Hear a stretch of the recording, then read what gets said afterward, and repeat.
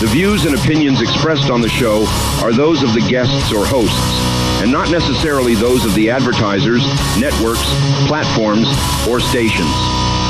Warning that the content of the show may not be suitable for all audiences, and that viewer discretion is advised. The show does not intend to provide medical, legal, or financial advice, and viewers or listeners should consult with a professional before making any decisions based on the information presented. Welcome back, everybody, to Paranormal Intelligence Agency Radio Live. We are broadcasting from 300 feet deep in an abandoned nuclear missile silo somewhere lost in the post-apocalyptic radioactive wastelands of the Dakota Badlands. I don't know how many people out there in Normieville have ever seen the Badlands, but they are aptly named. And I am joined, as always, by the paranormal crime-fighting duo, Daisy and the Sundance Kid. They have been busy this week fighting crime, and I've been busy this week keeping the wolves at bay, seems like. But, hey, that's life on the Great Space Roller Coaster. Been thinking about changing the name of the show to the Great Space Roller Coaster, because we're kind of covering more than just the paranormal, but that's okay. What do you think, Mark? I don't know. That could be trademarked. We'll have to check it out. Yeah, we'll have to see if somebody else has done that. I don't know. But if so, we'll come up with an even better name. So there. This week's been insane. For those of you that follow the show, you know that we're at a spot where the cyber prophecies have led us into the crypto and precious metals markets, and that's a stage where really silver is said to, or predicted to, become on obtainium, that precious metal that you won't be able to obtain anymore. We'll have to see how all that plays out. If the prophecies are true, that stems mainly from the original Alta reports produced by the Webbot. Since then, the Webbot sort of has merged with elements of Vedic astrology and the Schumann resonance indicator and things like that. So that all kind of coalesces into the cyber prophecies, as I like to refer to them. That is cool. That's a cool name for what we're dealing with, which are predictions generated largely by the collective psychic will, for lack of a better term, of the human species.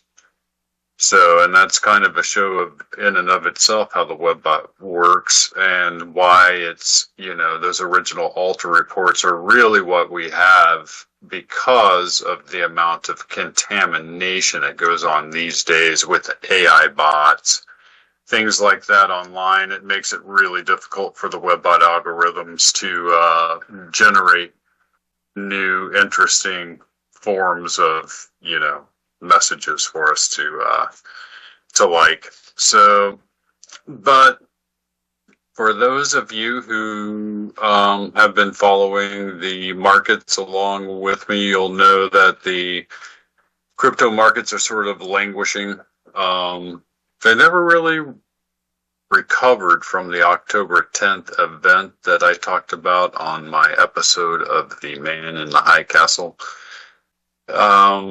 Whoever that was, it could have been the CIA, it could have been NSA, it could have been any number of foreign elements. It's interesting because when you go down that rabbit hole, the sheer number of potential suspects on who it was that actually did it is interesting, because the best they can determine is that it was a glitch. Well, it wasn't a glitch. It was a stable coin malfunction that led to the biggest cascade deleveraging event in human history. Barely even made the news. So, and they've been languishing ever since that point. You'll know that the precious metal trade has been crazy. Silver is currently at about $82.60 as I sit here, and gold's over 5,000 an ounce.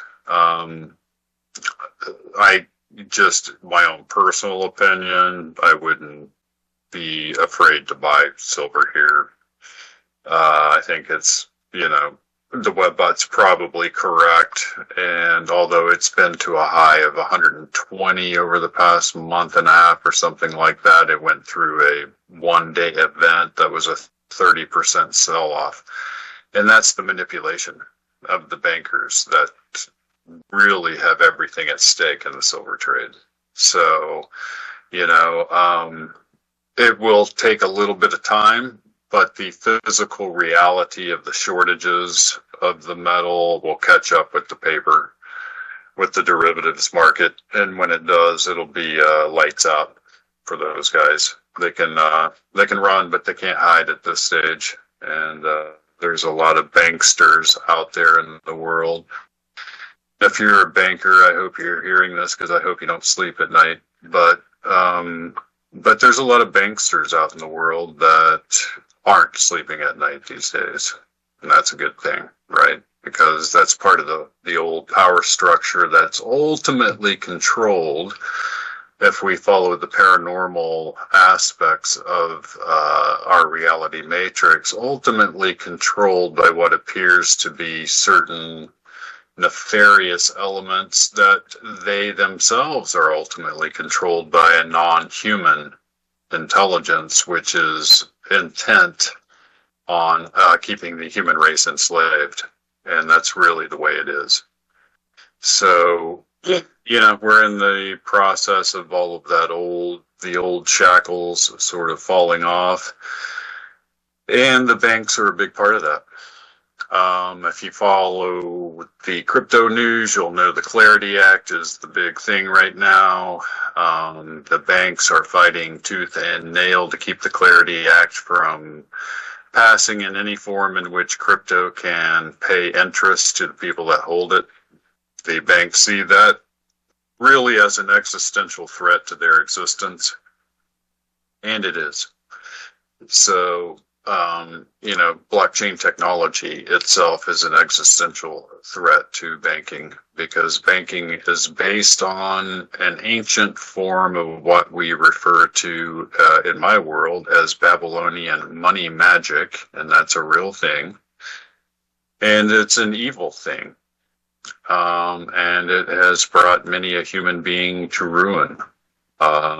Because of its design and because of how it's designed. And, as we move forward through the upswing of the Kali Yuga, really those shadows will begin to creep back and become smaller and smaller in our matrix, and things will begin to bloom again, hopefully for the human species. We're going through absolute total chaos right now. The turbulence that we're having in our matrix reality is beyond anything that should be tolerable. And we're being, subjected to it daily. So, the silver trade, just to let you know, personally speaking, and I don't give financial advice, but it is extremely volatile. If you don't have the stomach for the biggest roller coaster probably in human history, then don't get on the ride. That's really where it's at. Because you're talking about tens of percentages, 10, 20, 30% moves a day, up and down and all. So if you don't know how to be nimble enough to take advantage of those kinds of swings up and down, if you don't know how to write it down, then don't do it. I would just buy some physical metal, set it aside, and wake up in about 2 years from a long nap and cash it in. That's what I would do. So, but many of us out there in my world don't have that kind of patience or time, and we like to traverse the actual ups and downs of the market, and that's what I try to do. So you have to remember long-term price targets for crypto are still in place, even from some of the major financial institutions, even after this major downtrend that we've been experiencing. And some of those targets are as high as, 40,000 on Ethereum by 2030, 150,000 on Bitcoin, maybe by the end of 2026. That kind of stuff. So you're talking about revisiting the high and then going up another 20,000 from there. So, they're extremely volatile, and it's not for everyone. A lot of people out there, I have a family member included that invest in crypto, and the volatility just makes them sick. But they know long term, there's a high probability of some sort of decent payoff on it. So, but tonight's show, or our main topic, I thought we would talk about crazy case files of the Paranormal Intelligence Agency. The crazy cases of the past. There's a lot of them, and I thought we'd kind of go through, touch on a few of them, maybe try to ascertain what, if anything, of value was derived from findings of those cases, and sort of see what kind of rabbit hole that takes us down. Ultimately, it leads us into probably the seminal case of my career, which was the Terry McIlvaine horse mutilation case of 2 prize Palomino horses in Tennessee. And it was the only known case whereby a photograph of the cattle mutilators was actually taken. Not kidding. Not a joke. An actual photograph of what it did to these 2 beautiful horses, or who did it to these beautiful horses. And it's interesting because that night, McIlvaine's field, he had security cameras rigged up, and they were night vision and high quality. So we'll get to that. That's a fascinating case. And it actually led me into the writing of Paranormal Planet, my first real book on the paranormal out there. And I actually have that photograph in my book for people out there that are interested in reading. There are still people who read books. That's amazing to me that that's the case. But it is. Even within the world of AI, people still buy books, which is hopefully will remain the case. Who knows how long that'll happen. That could upend the entire book market to the point where it just doesn't exist anymore. Along with so many other industries, AI will get us a lot, but we're going to have to sacrifice a lot too for it. So, and I'm trying to remember, there's some new Bigfoot footage apparently making the rounds out there from Todd Standing. I'm not sure what people think about Todd Standing, but like I covered on a previous episode, I investigated the man and his finances rather than his photographs and discovered someone who was completely financially incapable of pulling off any sort of a hoax. Sorry, that's just the way it is. So, highest probability is that those photographs are real, and if they're real, then there you go. That's the finest, best possible photographic evidence anybody can ever obtain. And that's why I believe that photographic evidence will never do. People will always say you hoaxed it. Always. It doesn't matter your personal situation or the fact that you could barely afford to even live in an apartment or have a car or anything else. And the best experts, the best makeup Hollywood experts in the world are telling me that that would cost many tens of thousands of dollars to pull off. I'm just saying, guys. And the amount of expertise was extremely limited. The amount of people that could do it, extremely limited. I wasn't pulled off by some joker with a Halloween kit. Give me a break. Anyway, but there's people out there that'll just swear to God that had to be a hoax because Bigfoot doesn't look like that. You know, and those people don't know what they're talking about.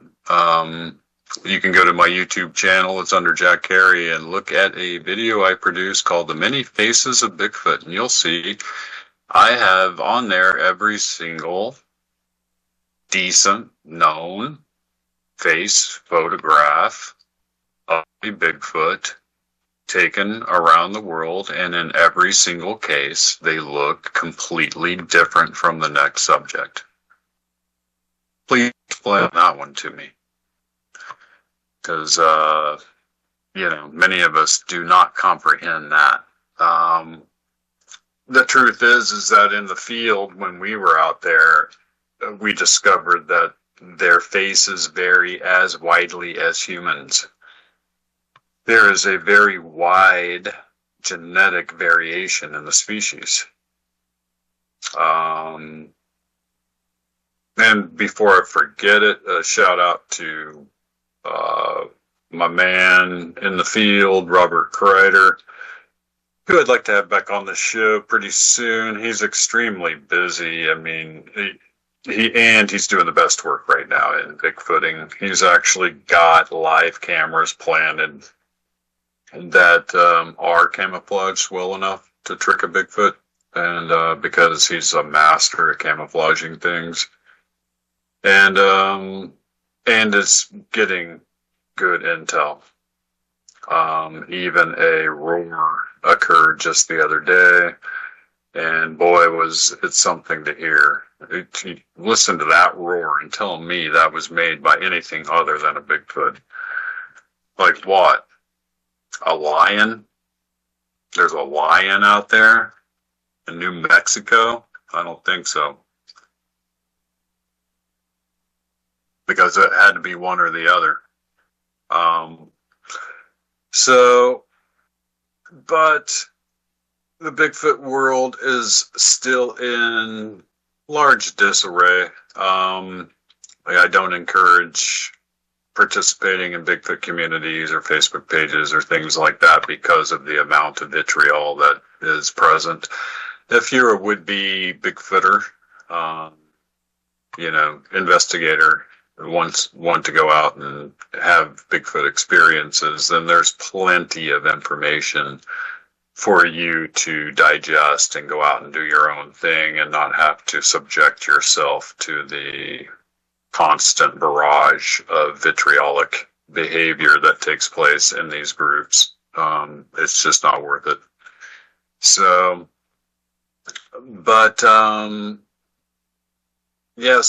tonight's show, and our crazy cases of the past, we're going to talk about the run-in with the BEK. We're going to talk about the run-in or the case of the Night Stalker that actually almost killed a indigenous woman on reservation land in New Mexico. We'll talk about the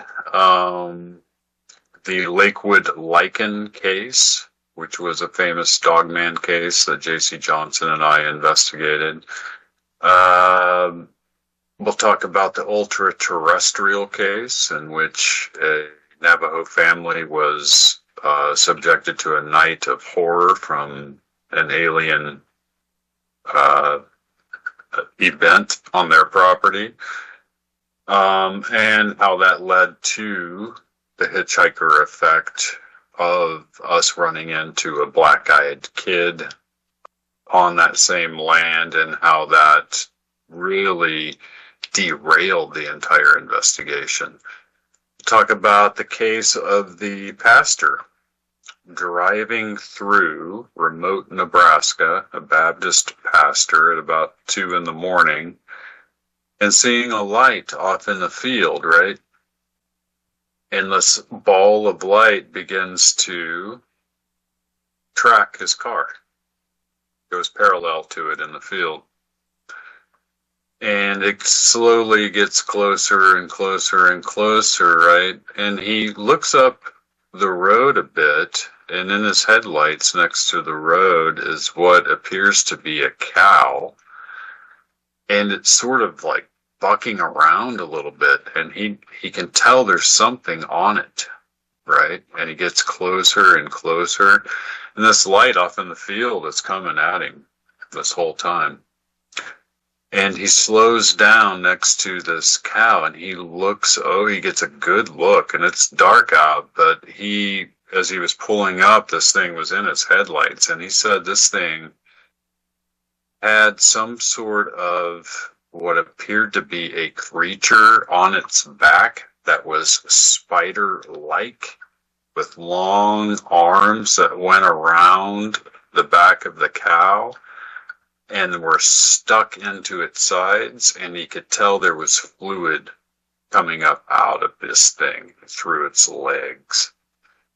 That's crazy. A Baptist preacher out of nowhere comes up with that. Do we think he's lying? Because I sure didn't. And he sure didn't seem to be. And we'll talk about the case of the South Dakota man-beast, a case that I currently still investigate to this day. Talk about creepiness, because you have to go out to, some pretty remote, brutal landscape, and anything could be hiding out there. The way these bushes and trees and stuff grow in these, I'll just have to film it, show people. They just won't believe it. If you've never been to South Dakota, it's a very strange landscape. Very, very strange. So, and, what do all of them have in common? That's really the question. All of these strange cases. And, if we have time, we'll cover a few world famous cases that I've been able to analyze. And we can even, hopefully, if we have time, we'll talk about the case of the alien mummies in Peru, because I had a front row seat for that whole thing through Gaia, who I was doing work with at the time. A team from Gaia was some of the first people to actually go down and examine the mummies with the scientific team, and we'll cover what they found. Were those really alien mummies? Because the Peruvian government wants everyone to believe that they're somehow a hoax. And, the truth is fascinating when it comes to those alien mummies. And they're still making ripples in the pond out there. I was amazed. You go online and you look it up, and it got slapped down by the powers that be. We're so scared of it that it's non-stop attacked online by AI bots and everything. So look up the alien mummies of Peru. You'll see what I'm talking about. So I guess what we'll do is we'll start off, and we do have a break coming up, but we'll start off talking about the cryptozoology cases, and we'll kind of move over into the few alien cases that I have to cover, and slowly I think we'll tackle the Terry McIlvaine case and really what that means for cattle mutilation as a whole. And what is the purpose of cattle mutilation anyway, right? What are they doing? Well, we've got a really interesting theory on that. Another theoretical rabbit hole, and yes, I do cover it in my book, Paranormal Planet, having to do with the idea that we're actually part of a Type 3 society. But wait, one of the world's greatest remote viewers, Joseph McMoneagle, has told us that he was given a target, a blind target to remote view, and that target happened to be a cattle mutilation that took place on none other than Skinwalker Ranch. And, you know, Joe says that this thing that killed the cow was a machine, that the machine was designed in order to do just that, and that it originated from another dimension. And we'll get back to all of that right after our break. All right, we're on radio break, Jack. Interesting stuff. I was thinking it was some sort of giant cryptid spider.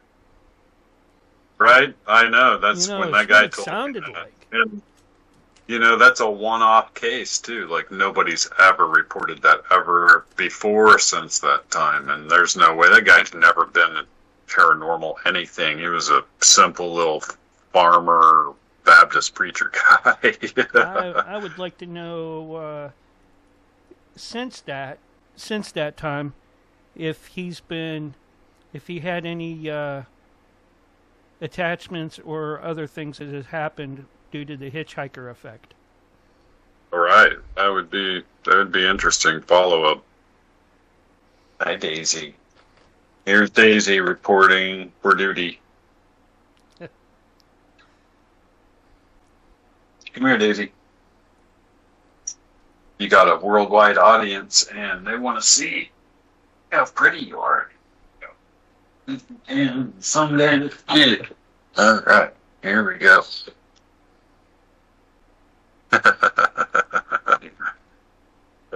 Uh-oh, you turned the camera off, Daisy.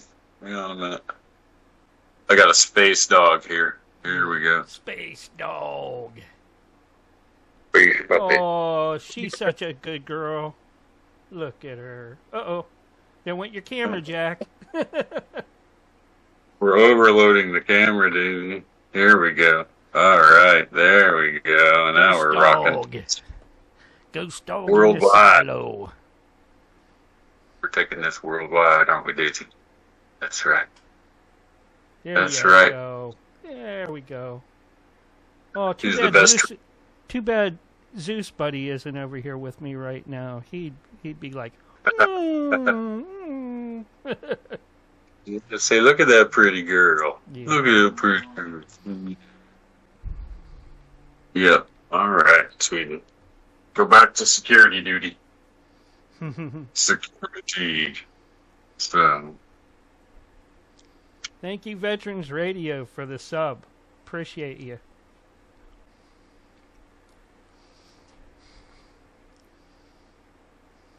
Sub. Yep. All subs on my stream go to Operation Phantom Support, nonprofit that helps veterans, active duty, and also first responders. So thank you very much on our behalf.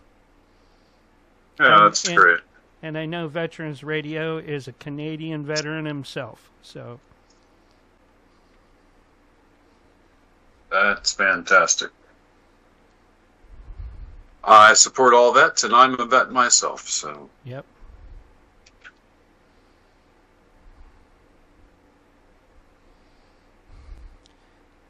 We got Aaron C. tonight.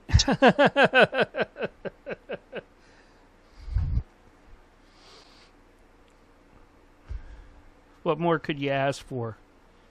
This is what's left from what we do, you know. Right. You know.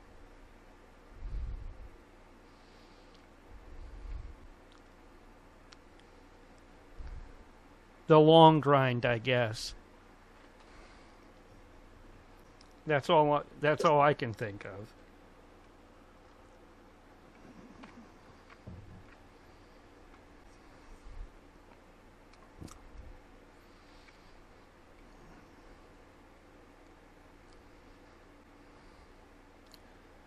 It's going to be another long week. I am, by the way, The featured artists were the East Bank Art Gallery in March here in Sioux Falls. You're going to be the featured artist? Yeah. Awesome. Huge. When you do that, make sure that you send me pictures so I can put them up in stream. Yeah, I would love to get my photos over to you so you could do that. Yeah, make sure you can even if you take them with your phone, just email them to me. You got 30 seconds, and we're back. Yeah, I'm actually selling paintings. That's good. Rare occasion. It's probably quicker sales than books, right? It's higher sales for sure. It's more money than books. All right. Yeah.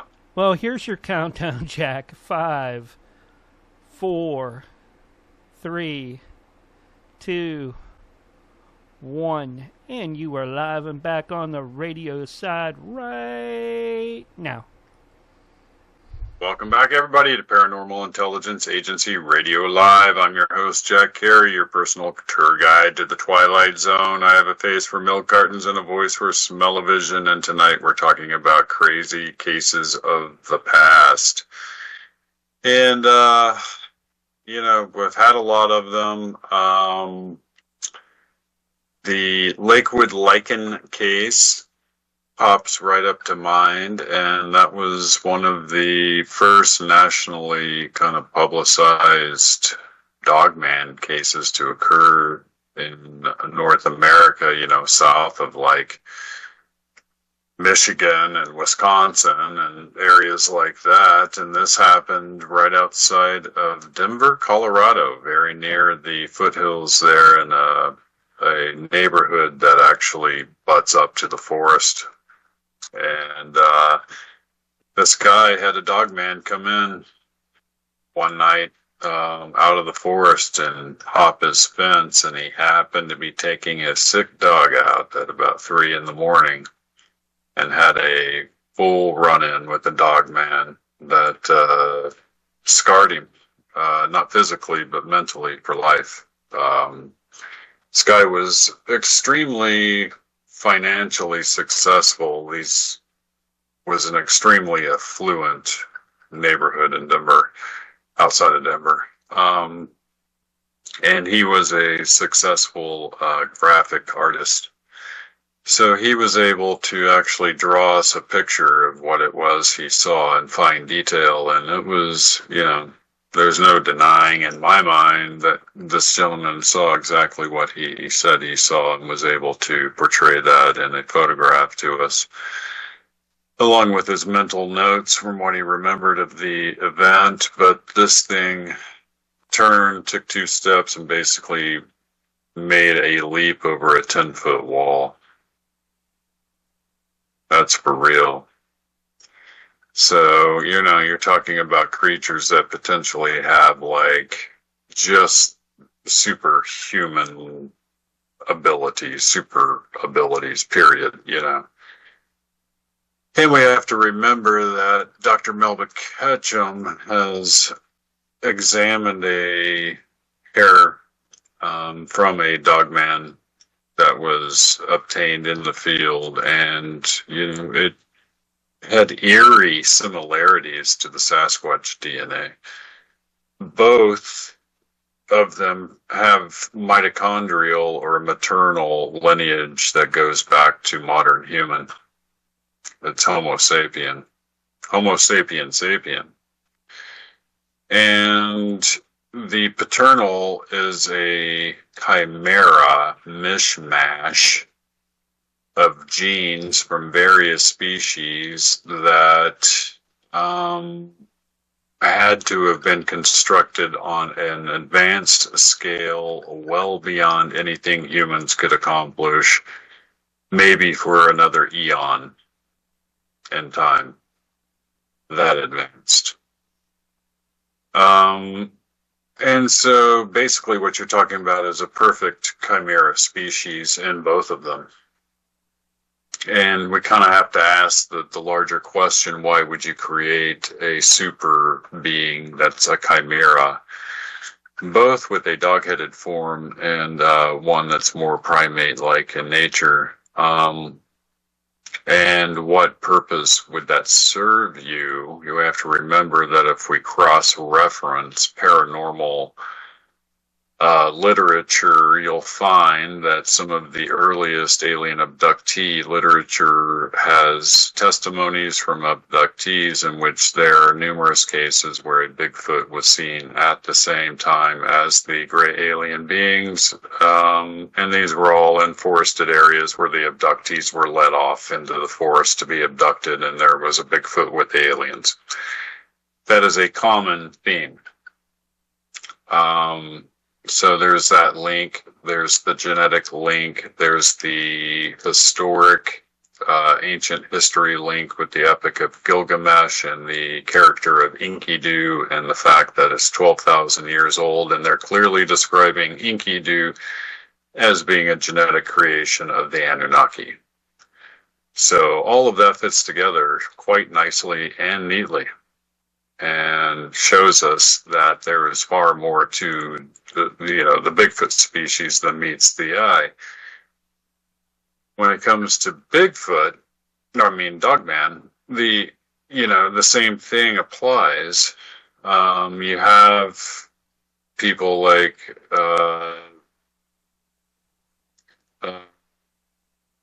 what is her name? Linda Godfrey. There you go. The lady who wrote The Beast of Bray Road and 2 or 3, 4 books about dogmen in America, and whom I knew. I don't believe Linda's with us anymore, but they basically said that, or she said that in her book, Real Wolfmen of North America, that she was contacted by a remote viewer that worked for the CIA. The man was able to provide correspondence, documents, what have you, to her, and she was, you have to remember, an actual journalist. She was a newspaper reporter, so she knew how to look at documents and verify that they were what people said they were, and she verified that this person was who they said they were, and this gentleman relayed to her that they had targeted the dogman species, and they were able to determine that these things appeared to have been created by an alien species. They appeared to have been left here. That's interesting. They also appeared to possess some kind of alien technology in the form of these like black spheres that they carried around. And they could like touch these spheres at a certain point or whatever, and it would generate a wormhole doorway to somewhere else on the planet. It's probably somewhat localized, like kind of like the UFOs that create a bubble that where they can bend space and time within a localized bubble. It's probably something similar to that. He did mention that they had a type of built-in, it's genetic, but it's a built-in bio armor of some kind, and that would explain why numerous dogman encounters whereby the witness shoots the dogman with a high-powered weapon of some kind, the dogman rarely responds in pain or anything like that. It's not like it screams or whatever. Usually it just turns and walks away. And we have the testimony of the farmer from the farm on Bray Road. He planted cameras in his field, hoping to get a picture of the dogman he saw 2 or 3 times on his property. He had cattle mutilations occur, right? All of this is occurring in the same spot. And lots and lots of UFO activity. He filmed it on his hidden cameras on his farm and in the fields, and shared all of that on a documentary. Fascinating. And so there again, you have this alien UFO kind of technology rearing its head in this phenomenon, right? and you sort of cross-reference from that over to the Pentagon scientists like Gary Nolan, who tell us that there's a hitchhiker effect involved with the UFO phenomenon. That along with UFOs, you get a wide array of other kinds of paranormal activity occurring. So what are we to make of that? I'm not quite sure yet, but that's the architecture of the rabbit hole. And we can't change the architecture just because the architecture makes us uncomfortable. We have to deal with the architecture. And then, there was the case of the Night Stalker. That's a crazy case in which it appears to have been a flying Bigfoot. People already think you're crazy, and then you bring up the Night Stalker case. But what if I told you that we took, the best Navajo tracker that anybody had any knowledge of, on this case, and this guy determined that whatever it was landing in the field. It wasn't walking into it. It was landing in the field next to this lady's house, and one night ripped the entire air conditioning system out of the window in an attempt to get to her. Left huge claw marks on the side of her, house. And the prints were classic Bigfoot prints. But she got a good look at it. And she told us, very privately, that this thing had a gargoyle face. Imagine that nightmare.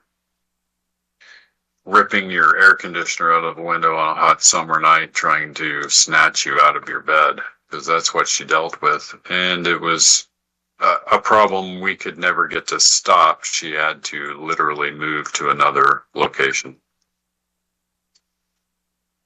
in another town to get away from it. So, then there was the ultra-terrestrial case.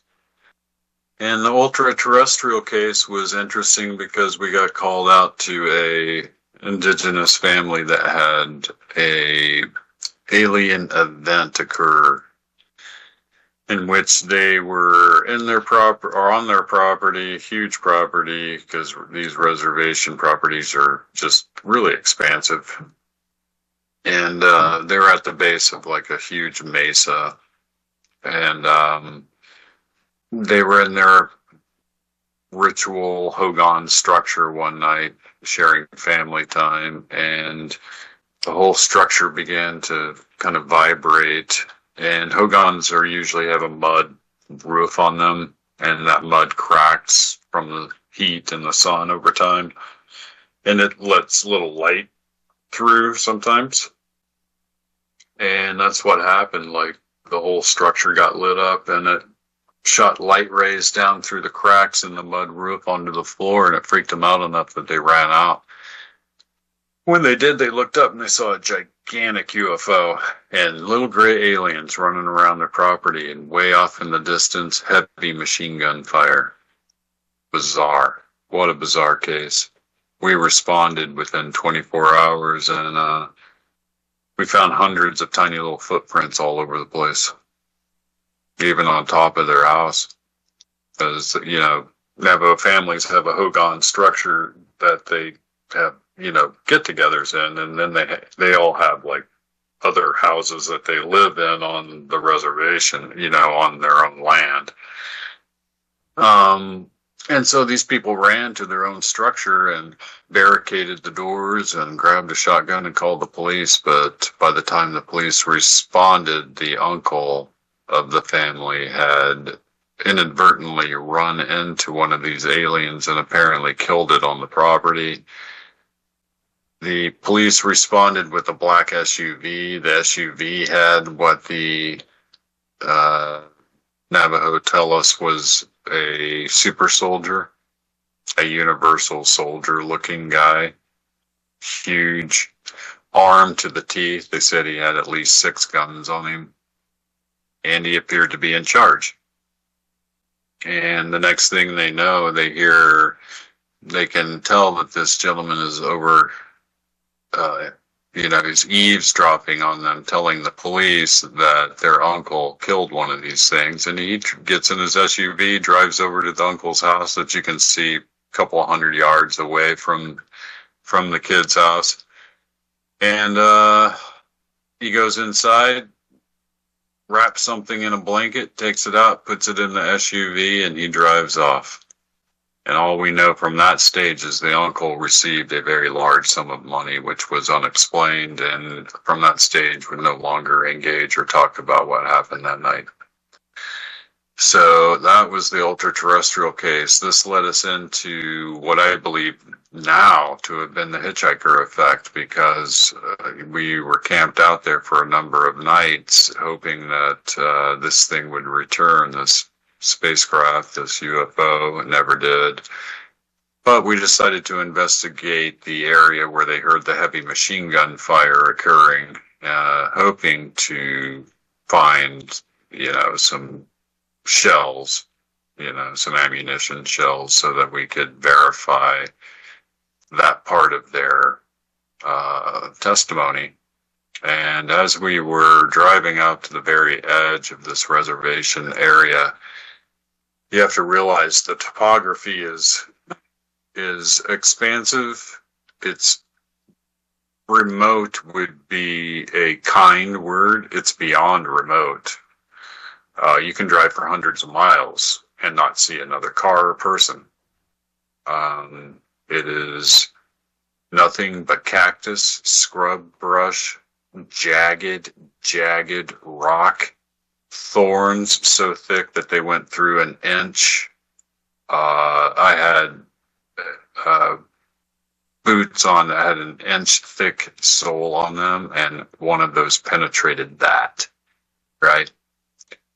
So you'll imagine our surprise then, as we're driving out in this kind of area, that up in front of us on a dirt road in the middle of nowhere, we see a figure walking off, not on the road, but off in the scrub brush and jagged rock and thorn and cactus.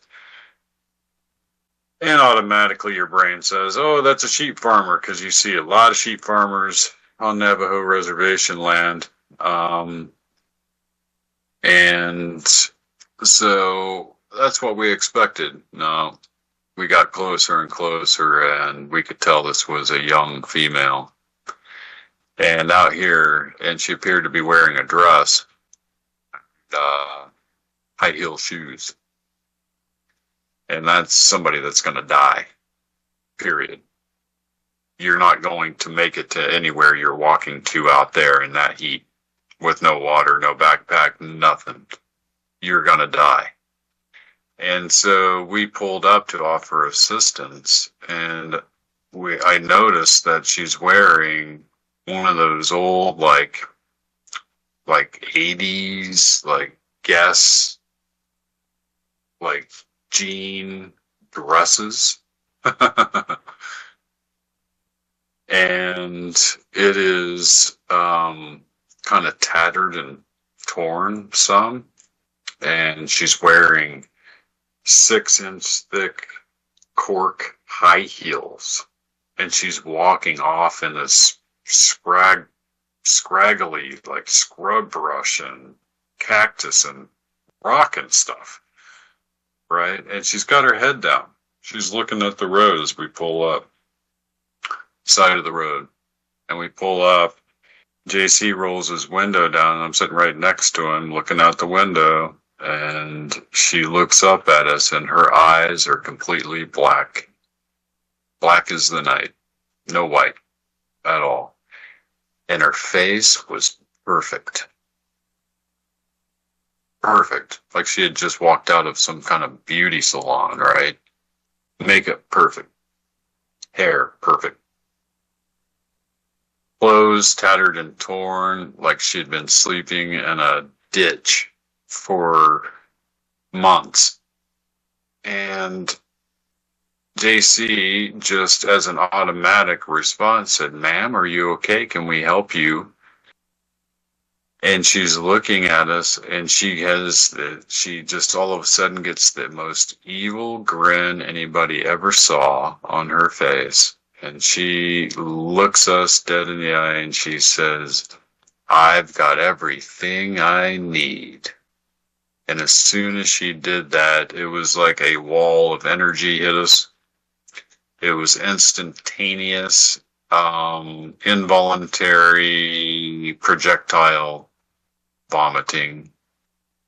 It was paralyzing, and the best that could be done at the time was that the driver, who was one of the family members of the Navajo family all this occurred to, just punched the gas, and we hauled out of there, right? And we make it a few miles down the road before JC and I are just like, "You've got to let us get out and get some air and stand up." And we had left her a little far in the distance. And I get out of the car, and I'm kind of hunched over, bent down on my knees, just trying to catch my breath. And I look up, and here's that girl, I swear to God, just down the road walking towards us. Unbelievable. Inhuman speed. Unbelievable. I would never have believed it if I hadn't seen it.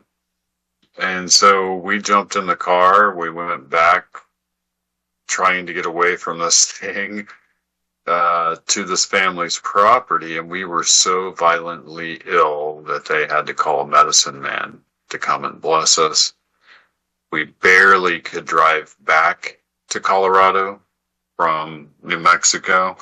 And once I got back home in Evergreen, Colorado, I literally vomited black vomit for an entire week. I thought I was going to die.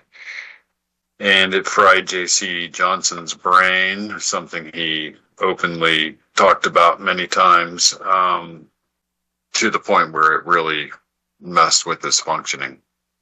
And now we know that many times in the hitchhiker effect, people are subjected to ionizing radiation. And it appears as though what we got was radiation poisoning from this thing. So, and I'm no stranger to radiation because I served on a nuclear submarine. I used to have to wear a device that told me how much radiation I got every single day. They tell me not to even go in the sunshine anymore. I glow in the dark. So, but that was a crazy, crazy case. What can I say? Barely survived it, and it was life-changing, and it was a true encounter with the hitchhiker effect. Hope to never have another one of those again, ever.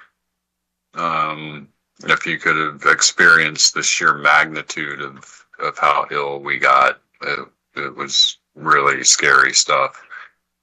So, and then we had the case where we collected DNA from a Sasquatch, from the Sasquatch species, 2 different sites, 2 separate DNA deposits, separated by over 88 miles of brutal terrain, reported by 2 separate groups, and in each case, the groups were eyewitnesses to the DNA being left at the scene. Again, we were able to respond in less than 24 hours to both locations in the same day. And at both locations, we recovered vast amounts of Sasquatch DNA. Hair, blood, skin, we got it all. In one case, a creature was on a man's property and it knelt down next to this shack that had like 1 billion splinters sticking out of it. And when it stood up, it left over 1,000 hair strands.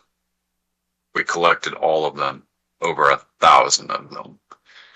Second DNA site, we took Dr.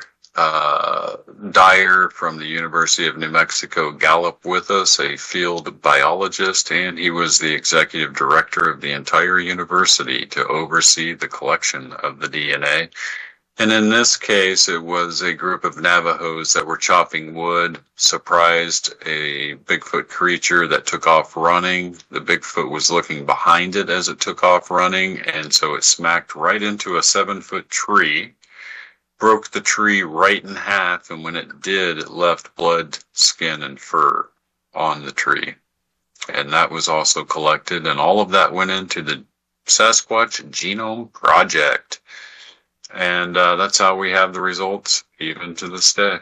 So that's some of the crazy case files of the Paranormal Intelligence Agency. And next week we will jump down another one of these deep, dark rabbit holes. There's still lots to examine in this crazy world of ours. And so join me next week, guys, Wednesday, 7 p.m. Central. And stay tuned for some good programming next.